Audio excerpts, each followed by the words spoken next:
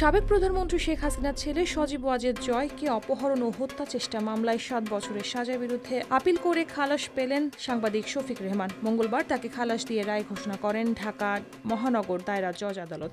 অনেক ধন্যবাদ।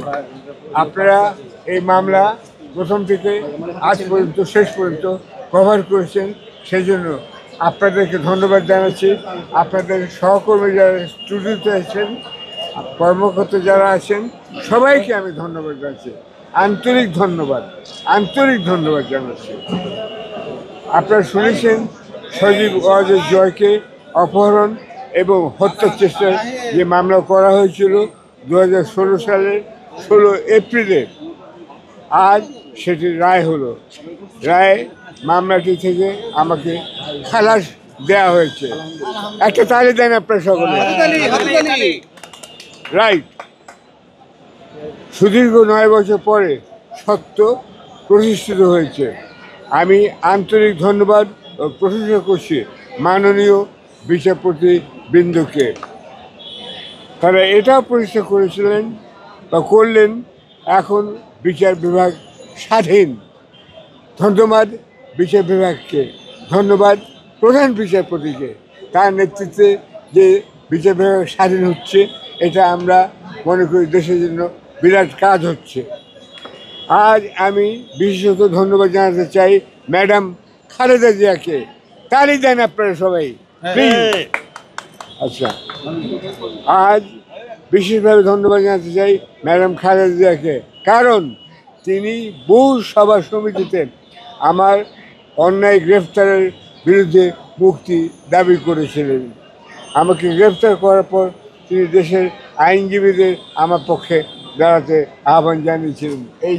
এই যে আপনারা সবাই আছেন, পেছনেও আছেন। এই মুহূর্তে আমি স্মরণ করছি প্রয়াত আইনজীবী A.J. মোহাম্মদ আলী এবং প্রয়াত আইনজীবী সানাউল্লাহ মিয়াকে। এদের সঙ্গে নিরলসভাবে কাজ করেন advocate Mohammad Asaduzzaman, advocate Zainul Abedin Mezba, advocate Masud Talukdar, barrister Anwar এখানে আছেন, মেজবা এখানে আছেন, এবং ব্যারিস্টার ফারজানা শারমিন পুতুল, অ্যাডভোকেট রেজাউল করিম, অ্যাডভোকেট রাজীব আহসান চৌধুরী কোথায় ছিল?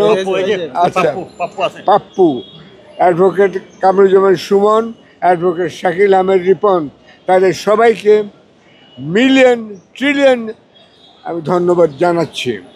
আমি কৃতজ্ঞতা প্রকাশ করতে চাই আমার সহধর্মিণী তালেয়া রহমানকে। তিনি এখন লন্ডনের চিকিৎসার অধীনে আছেন। আমার গ্রেফতারের দিন থেকে তার উপর অনেক ঝড়ঝাপটা গেছে। শুধু আমরা আপনাকে দেখছেন, কিন্তু আমার পেছনে আছে আমার স্ত্রী এবং আমার ছেলে, একমাত্র ছেলে। তাকেও ধন্যবাদ জানাতে চাই। তার নাম সুমিত রহমান। সে এখন লেখালেখি করছে।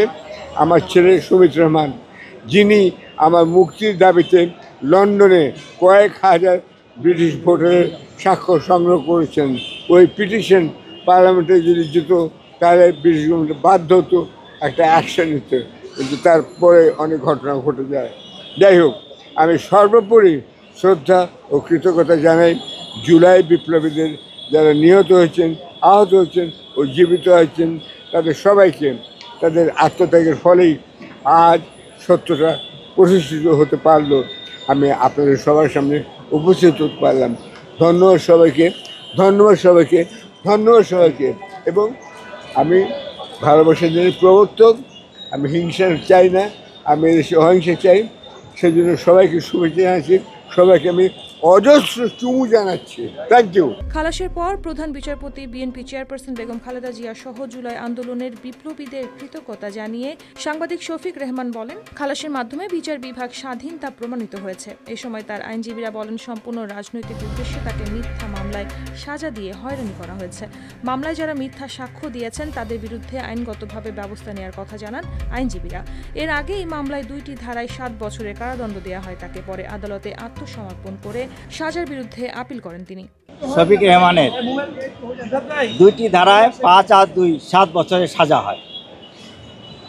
এই মামলার মূল ভিকটিম ছিলেন বাংলাদেশের তথাকথিত ওয়ার্ল্ডের বিখ্যাত আইটি ইঞ্জিনিয়ার নাকি সজীব ওয়াজেদ জয়। যারা মিথ্যা মামলা দেওয়াই তাদের বিগত দিনের কর্তব্য। এমনকি আমরা ব্যারিস্টার তাপস সাহেবকেও দেখেছি যে তার চেম্বারের সামনে একটা বোম বাস্ট করায়া বহুত অসহায় গ্রামের লোককে ধরিয়ে নিয়ে এসেছেন। সেই মিথ্যা মামলায় যেভাবে শফিক রেহমানকে 10 দিনের রিমান্ড নেওয়া হয়, পারিবারিকভাবে কঠিনভাবে তাকে নির্যাতন করা হয়। ওনার স্ত্রী অসুস্থ, সেই উনি দাঁড়ে দাঁড়ে ঘুরেছেন ওনাকে যখন রিমান্ডে নেওয়া হয়েছিল। এবং আপনারা দেখেছেন যে কিভাবে বিচার বিভাগের 2 জন বিচারপতি এই মামলার ভিকটিম সজীব ওয়াজেদ জয়কে এগিয়ে নিয়ে এসেছিল। আমি এর আগেও বলেছি যে বিচার বিভাগ এতটা নিচে চলে গেলে তাহলে বিচার বিভাগের কাছে মানুষের আর বিশ্বাস আস্থা থাকবে না। এবং আজকে সেই মিথ্যা মামলা থেকে দীর্ঘদিন পরে উনি খালাস পেলেন। আমরা সুস্পষ্টভাবে একটা যে বলতে চাই সেটা হচ্ছে এই মামলা তদন্তে এই মামলার সাথে সংশ্লিষ্ট যারা মিথ্যা সাক্ষী দিয়েছেন তাদের ব্যাপারে আমি জনাব শফিক রেহমানের সাথে বসে ফৌজদারি এবং দেওয়ানি সহ যত ধরনের আইনি ব্যবস্থা আছে তাদের এই মিথ্যা ষড়যন্ত্রের জন্য আমরা সেভাবেও একটা আইনি প্রক্রিয়ায় যেতে পারি। কারণ এই দেশে একটা আইনি শাসন প্রতিষ্ঠা হওয়া দরকার।